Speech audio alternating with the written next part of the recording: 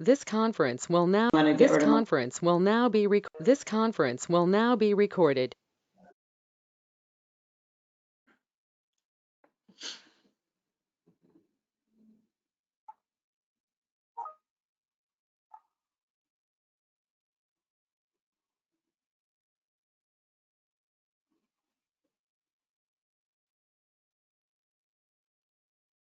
We had a few more people join now.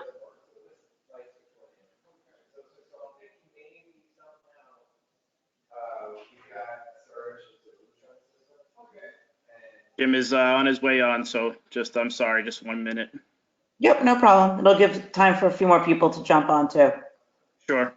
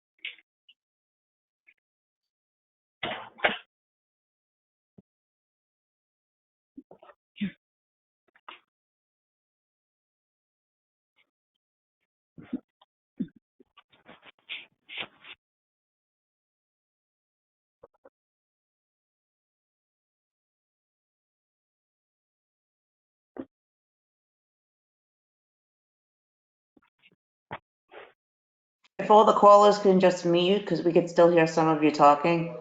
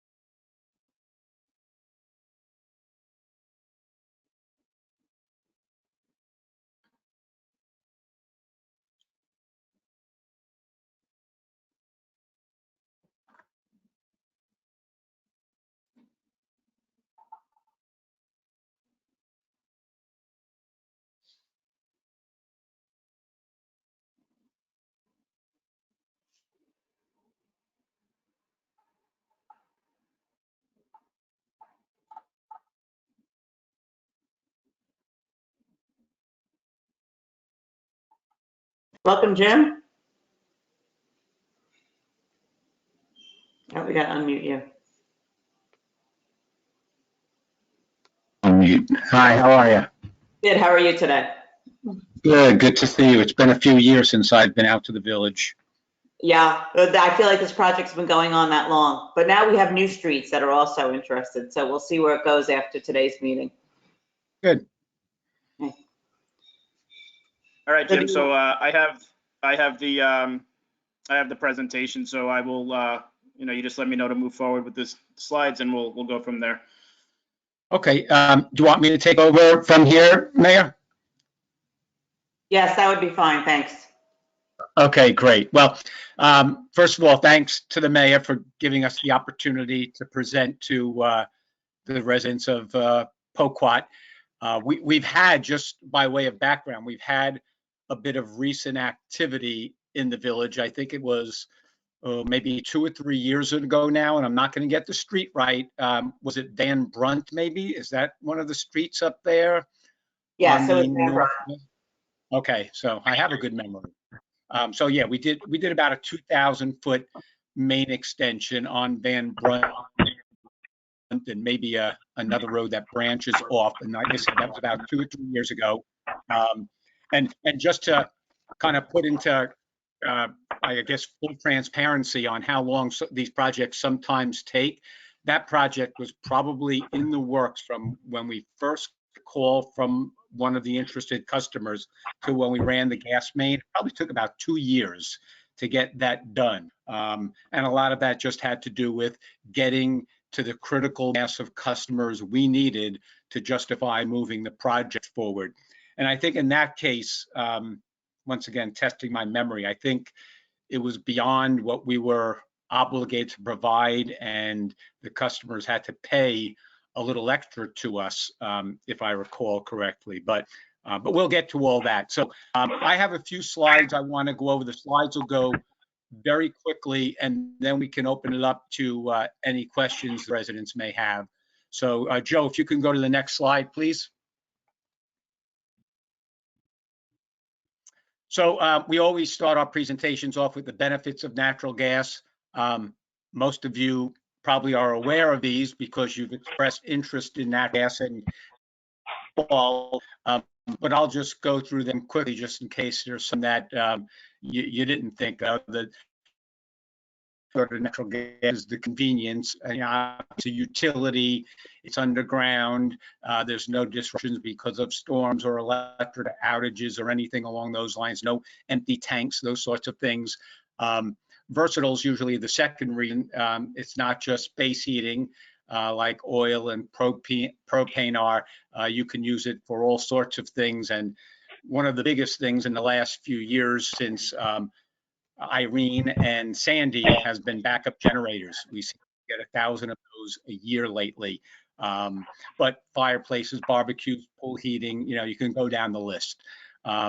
There's also big savings compared to oil and propane, not at the present moment, but if you look back over 5 years or 10 years or 20 years, no matter how far back you go, there's a big savings benefit for natural gas versus the alternatives.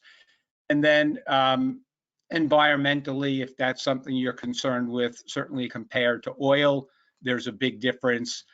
Slight difference compared to propane, but I'm assuming most of you folks have oil up in that area. And you probably know it's all domestic. We get some of our supply from Canada, but 99% of it nowadays is actually coming from shale formations in Ohio and West Virginia and Pennsylvania.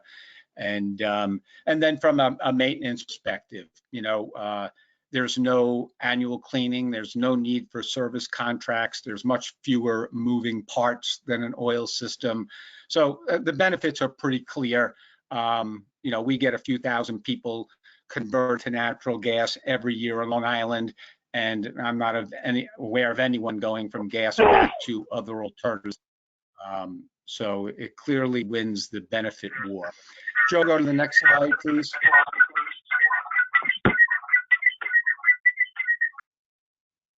Okay, so this is the most important slide when it comes to bringing gas to a new community. We are a regulated utility.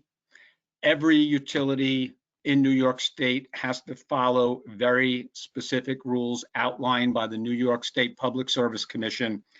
And these rules say if a customer wants to install gas for space heating purposes, we have to provide 100 feet of gas main in the street free of charge and 100 feet of gas service from the street to someone's home free of charge. If someone wants gas for something other than heating, it's 50 feet of gas main and 50 feet of gas service. If someone wants natural gas just for a generator, they get no footage allowance because generators, for the most part, don't run. And the cost for anything above that 100-foot rule gets very expensive very quickly. It's in close to $100 per foot. So just as an example, Mayor, if you were 200 feet from the nearest gas main and only you were interested in installing gas, we would provide 100 feet of gas main for free. The next 100 feet you'd have to pay for, at $100 per foot. So in that scenario, 200 feet away, only one customer, you'd be paying us $10,000 to extend gas facilities to you. A little note, we're very fortunate in New York State to have this rule. National Grid also runs many of the gas utilities in Massachusetts and also Rhode Island. This 100-foot rule does not exist in those states. So if someone wants natural gas in those states and many other states, you have to pay the entire cost to run the gas main to your home. So we're fortunate to have the 100-foot rule, but the 100-foot rule doesn't work for everybody and doesn't work for every community, unfortunately. Joe, if you can go to the next one. Oops, sorry. So this is a picture not of all of the village, but a good slice of the village. The yellow lines that you see are existing gas infrastructure. So you can see there is quite a bit of gas in the village already, but much of the village still does not. The red line indicates, I think, is the post project right now. You know, projects are a little bit of a moving target depending on the, but this includes all the streets in red where we've gotten some interest. It's just, Joe, it's just a red dotted line, right? Not the red line down to Right, the yeah, just lower so, right-hand corner. yeah, sorry. So yeah, so the red dotted line is pretty much Washington Street and Chestnut Avenue. That's the main kind of drag that we've so far received the most interest in terms of applications already. This, doesn't mean at all that the other streets that branch off of that or in the little area next to it off of Singing Wood Lane, doesn't mean that that's not included. It just, like I said, this was the main drag that thus far we've received the most interest in. Okay, so if you could go to the next slide. Yep.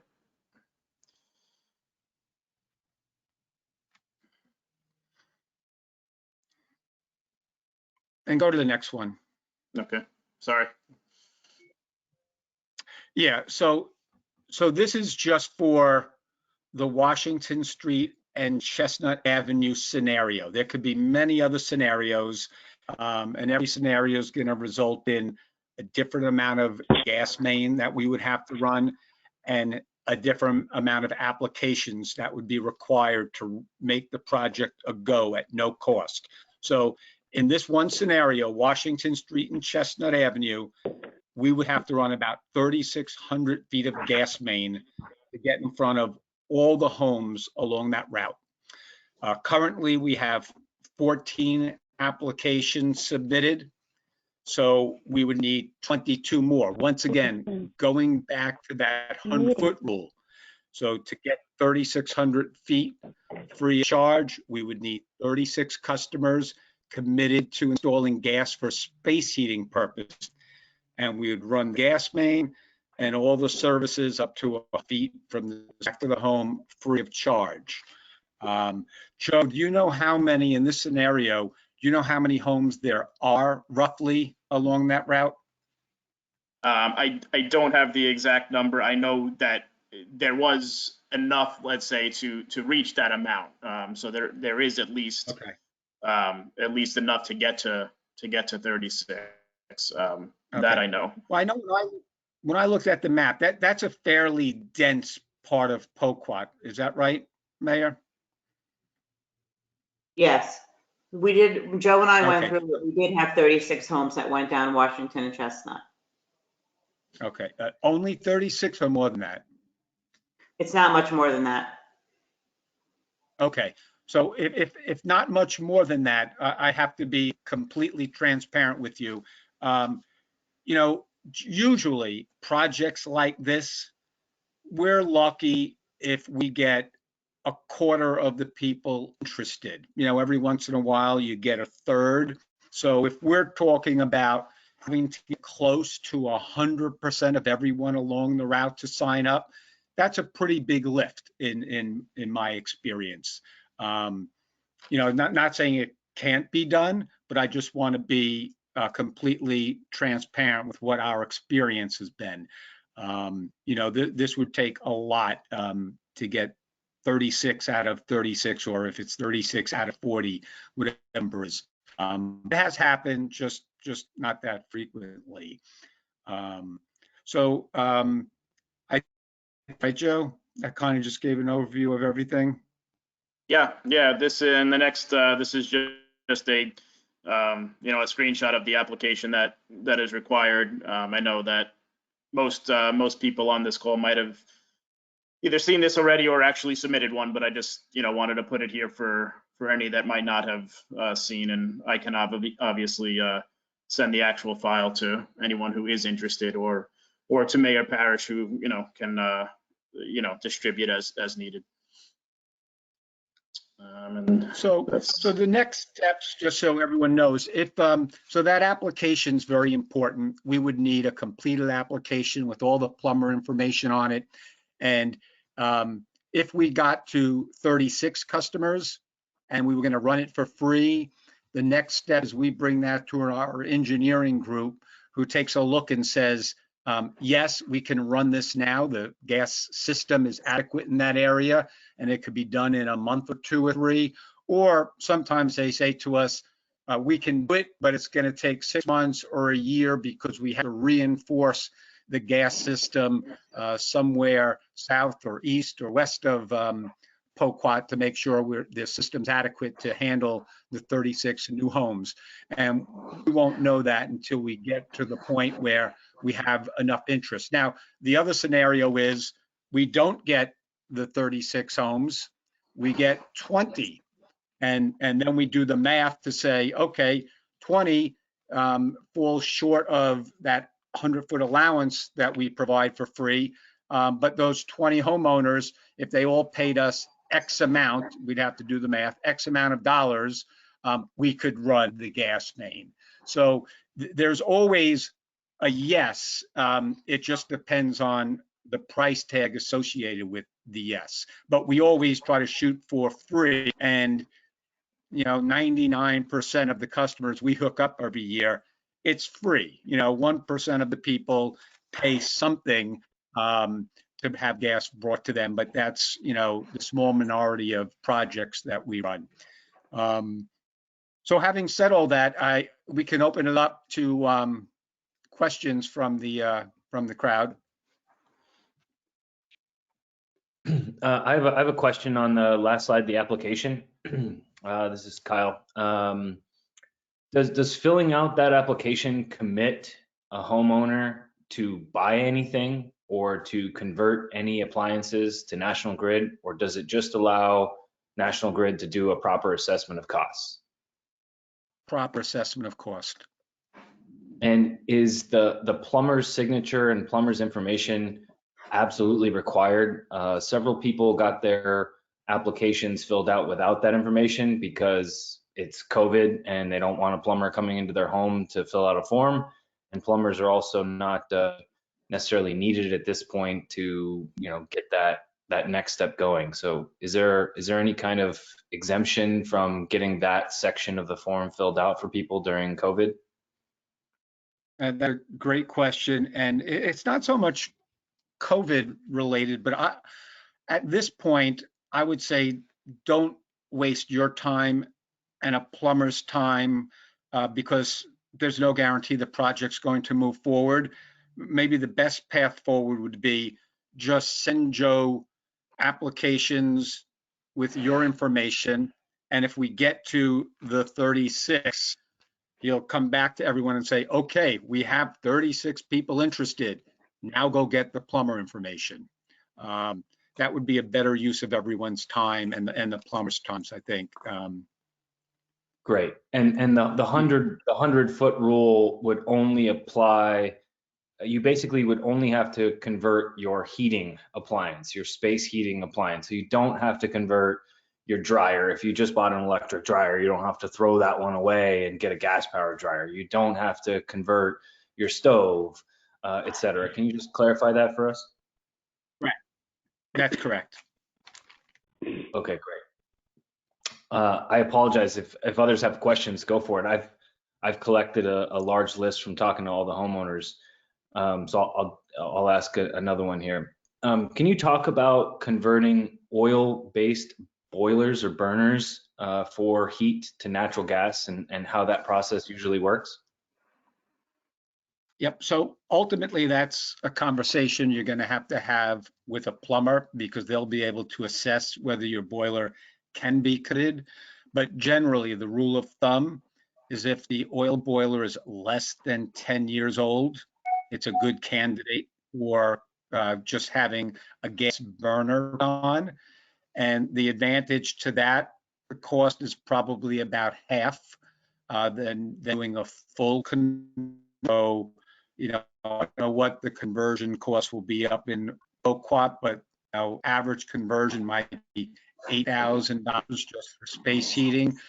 Maybe the conversion burner, half of that, 4,000 approximately. But once again, it's going to be between you and they're going to have to make the assessment if that's a good option for your situation. So are you saying that it would be roughly $4,000 to convert a fairly new oil burner to burn natural gas instead of oil? I thought my plumber told me, and maybe this is incorrect, but my plumber told me it was just simply the nozzle attachment to spray natural gas instead of oil. The filter and the line obviously would need to be redone. But in terms of parts being needed, it would just be basically the nozzle and the filter component of the boiler. Is that inaccurate? That is inaccurate. So you'd have to remove the oil gun. There's that big gun that's about, I don't know, 6 inches. That would get removed. Gas gun gets, so it's much more an orifice. And in addition to that, they'd have to line your chimney. There'd be piping. There'd be permits. There might be an oil tank abandonment. You start adding all of that up. And my experience has been half regular conversion. So, Okay. we're not in the $500 to $15 range. Okay, yeah, you're including everything, including the oil tank abatement, which makes sense. Great. Right. Yeah. The biggest thing though is the gas gun. I'm sorry. Someone have a question? It's the same thing. No, stay here. What do I do? How do I end this?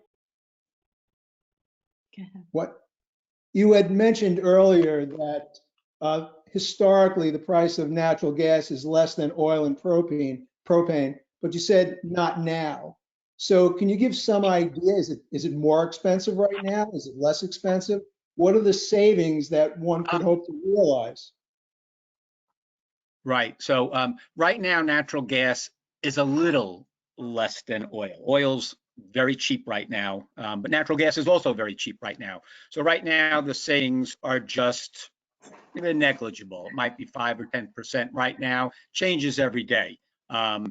But historically, if you look back over time, there always seems to be some incident every 4 or 6 years that causes oil to spike, and oil stays high for 12 months to 18 months and then comes back down. So if you looked at it backwards over time, generally the savings are 20 to 30%.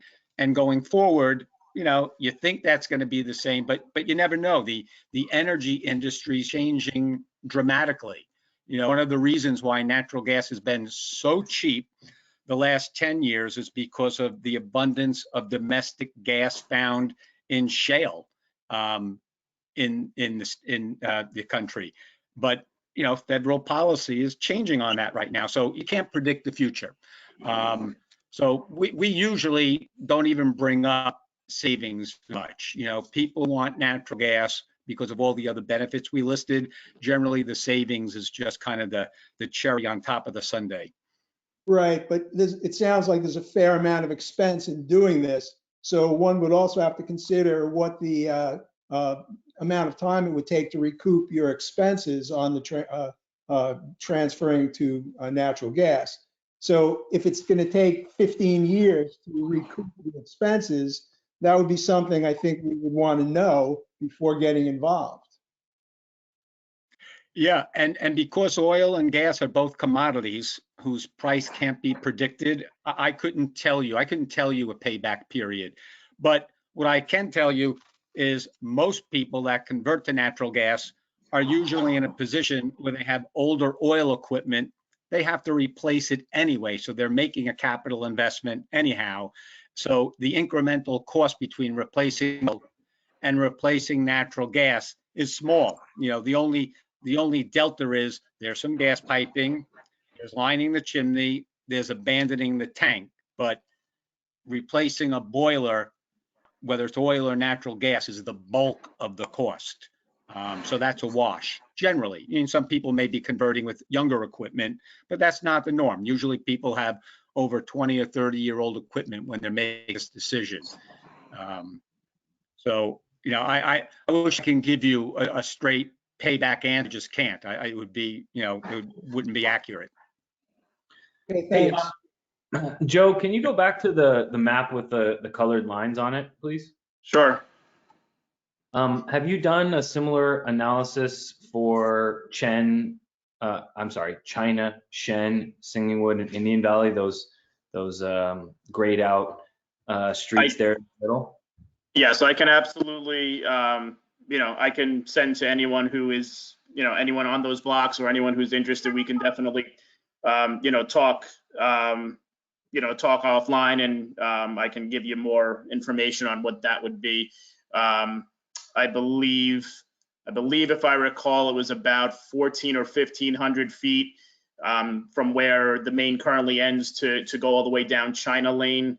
And then Shen Court is further south. And I don't recall specifically, but I do have it, and I can speak to you or whoever, you know, whoever is in that area that would like to, you know, to have more information on what it would take over there. Yeah, that'd be great. Lynn on Shen and myself on China are kind of trying to rally the troops here, so to speak. So it would come down from White Pine versus Correct. Yeah. from Washington, correct? Correct. Yes. The corner of the intersection of White Pine and Singing Wood that's where the closest existing main would end. So yeah, I can, you know, you and I can speak, and or whoever is interested, and I can get you that, you know, information similar to what we have on Washington and Chestnut, where I can tell you, you know, the footage that it will be needed, and therefore how many homes would be needed to run it at no cost to you guys. Great. Thanks, Joe. Sure. Quick point. Just looking at my public records here, not counting the double addresses. On Chestnut, I have about 47 houses. And on Washington, let's see, I have 12 houses on Washington from Birchwood down to Chestnut. And from Birchwood up to 25A, I have another 9 houses. I don't know if you, I'm just looking at my. Tom, there's already gas from Washington to the corner of Singing Wood and Washington. So it starts there. Okay, so it would be, there's 12 houses on Washington. Oh, and below Singwood, there's no, above Singwood to 25. Above Singing Wood, they already have service up there. Okay, so going down Washington, there is 12, 13, 14, 15 houses I count. And out of those 15 houses, we only have one application and it's not completed. And then on Chestnut, I had, because there are a couple double addresses, 47 houses on Chestnut. And we have 14 there that are completed on that street. So 47, so that's 57, 60, 62 houses. About. So going back to the 36 we need, so that answers the question. So we would need 36 out of those 60. Out of around 62, yeah. We have 14 now. 62. Yeah. All right, so 62. Well, correct me if I'm wrong, Joe and Jim, but that would only be if you did the full red line all the way down Chestnut. I mean, you could just turn left or you could just turn right. Right. And yeah, that's a question that has come up. We absolutely can, but I believe right now, of the applications that were submitted, we do have some on each side. So on the west side of Washington and on the east side. So where that, it kind of looks like a T, we have on each side. So yes, I mean, we could, you know, let's just say for some reason we only had applications on that right side. Then yes, we could run up Washington and to the right, and it would be less footage and therefore less homes needed. However, like I said, I'm pretty sure we have applications on both sides of Washington. So we, you know, if we have interest, we, you know, we wouldn't want to leave anyone out unless, you know, those residents decide not to go forward with it.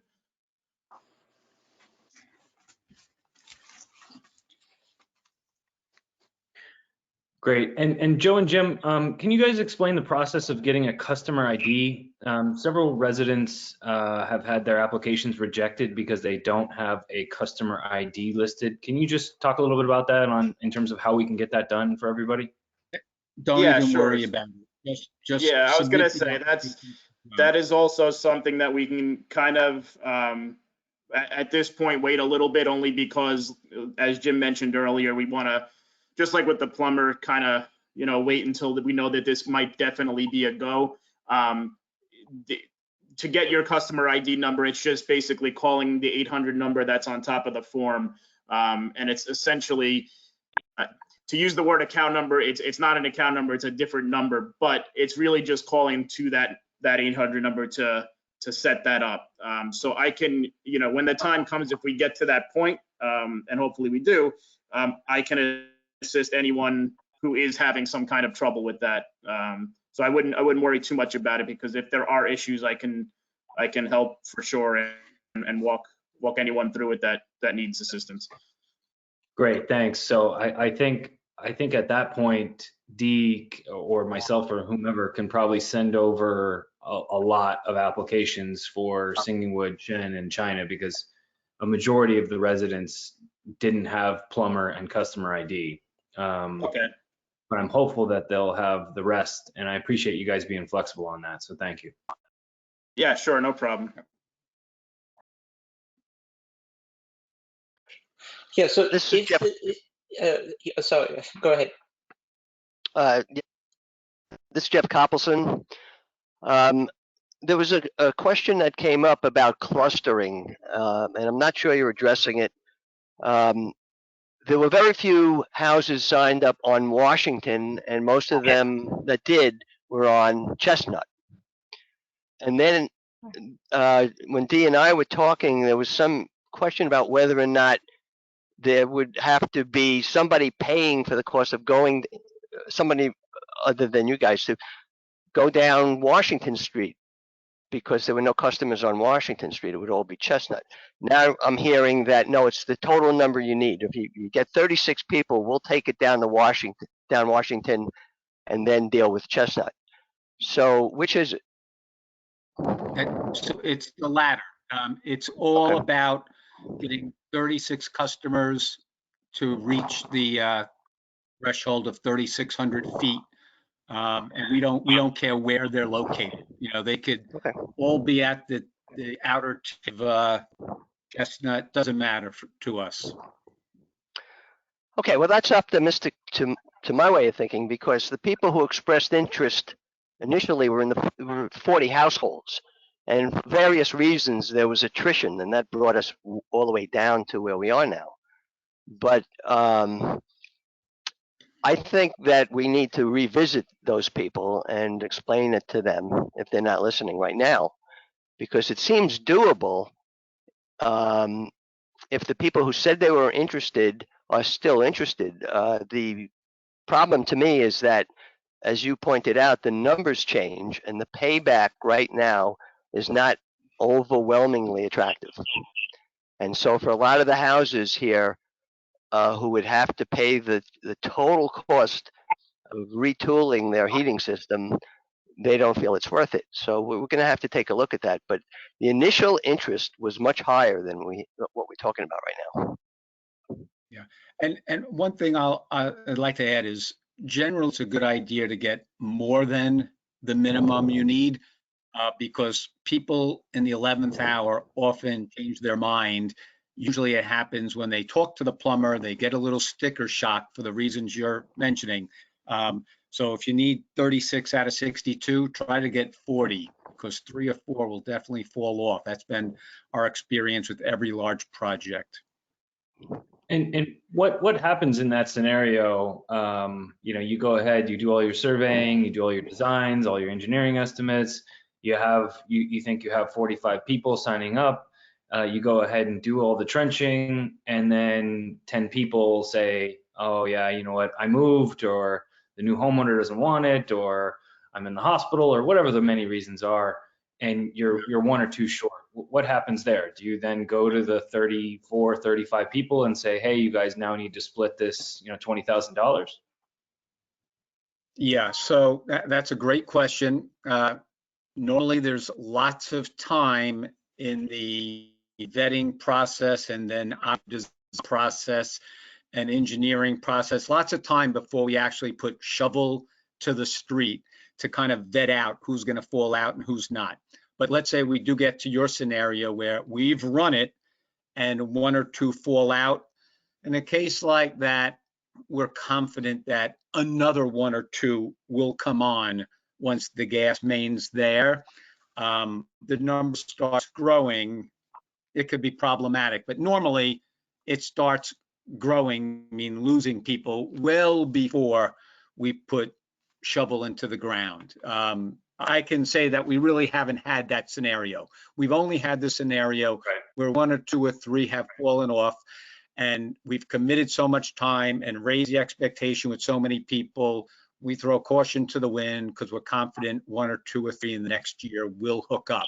But if it's a bigger number than that, it's a problem because we're a regulated utility, and it gets a little risky for us. So, we'll have a lot of conversations with all these people leading up to it to see who's really a tire kicker and who's serious. Okay. And thank you for that. Are there any special programs for streets that have a minimal amount of houses? Like, Shen might have 10 and China might have 8.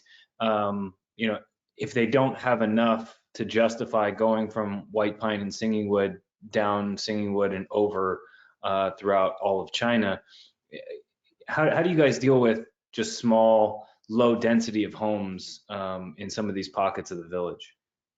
Yeah, so there are no special programs for cases like that. Those are situations where people usually have to pay us to go beyond that 100-foot rule. And that's why if you look at Long Island, there's lots of gas where I live and grew up in Comac and Holbrook, and not a lot of gas in North Shore, Nassau County and Poquat, and places where the density is half acre or whatever it may be. So there's no way around that except the clustering that Jeff brought up earlier. If there's clustering past those streets, that is what helps those streets get gas without a cost. Okay, because originally we had been looking at that whole area as a grouping, right? China, Shen, Singing Wood, and maybe even Indian Valley. I'm not entirely sure, but it's probably better to look at it as 3 or 4 streets rather than each one individually. Is that kind of the point? Yeah. Yep. Okay. We'll look at whatever you want us to look at. And then these scenarios become a moving target. And that's where things get a little tricky, because today we're talking about 3,600 feet, 36 homes for Washington and Chestnut. And tomorrow it may have evolved to 5,400 feet with Singing Wood and Shen. And next week it may be 6,000 feet because we're adding China. And, so there it's constantly a moving target. And I'm just telling people that what happens is we end up having miscommunication because so many people are throwing different scenarios at Joe. One of the advantages of the Poquat project is the mayor's been involved, and there's a few interested homeowners that are kind of driving it. So it keeps the communication in line. But a lot of times these can get a little out of control. And I'm just kind of throwing that out there as a disclaimer up front. If you start hearing different scenarios and you say, oh, well, we got the 36, but now the project's 6,000 feet, it's not the 3,600 feet anymore because it evolves and changes over time because of issues like this. Yeah, I get your point. That's why I think we want to see what this would look like with more red dotted lines on the map covering the blank streets, Yep. right? So then we can go out and blitz the town and rally people to get on board with this. Jim, Yep, we can do that. a lot of the houses, certainly on Chestnut and Washington, are elevated above the street, certainly on Washington. So when you're counting that 100 feet, how do you measure it? Do you measure it up the slope, or do you measure it straight in and then straight up? I mean, how do you know whether you're 100 feet from the line? So it's just measuring from the street to the side of the house. So Up the I'm hill. assuming, I mean, I'm a little familiar with the area. Most of those homes are within 100 feet of the street, aren't they? Well, within 100 feet as the crow flies, but I don't know what happens if you have to go straight in and then up.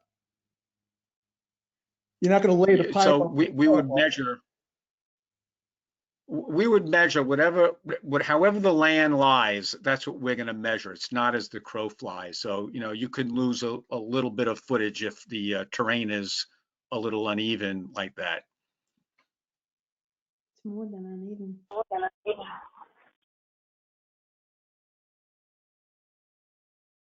Well, how'd you get an idea of how far you are from the street? Because at $100 a foot, you're getting into some serious money if you're not within the 100-foot range.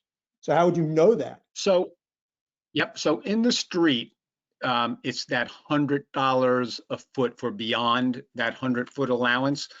But for a service coming from a street to someone's home, Joe, correct me if I'm wrong, it's about $55 a foot extra. 6101. Is that So right? it's, yeah, $61.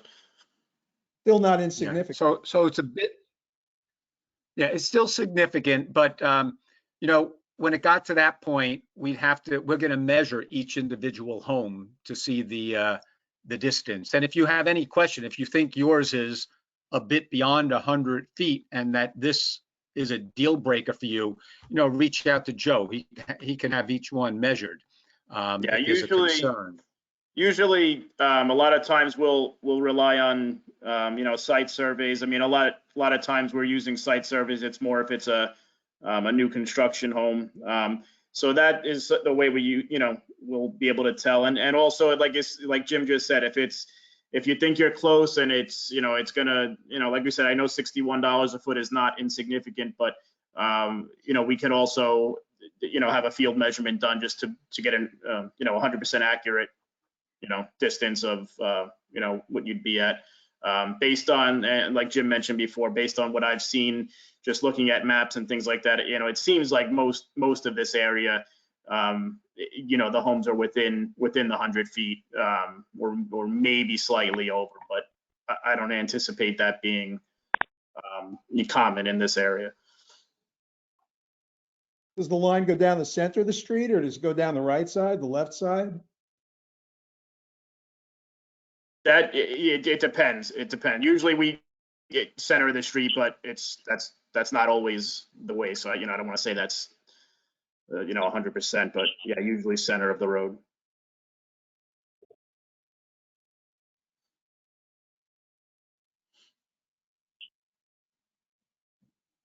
Any other questions?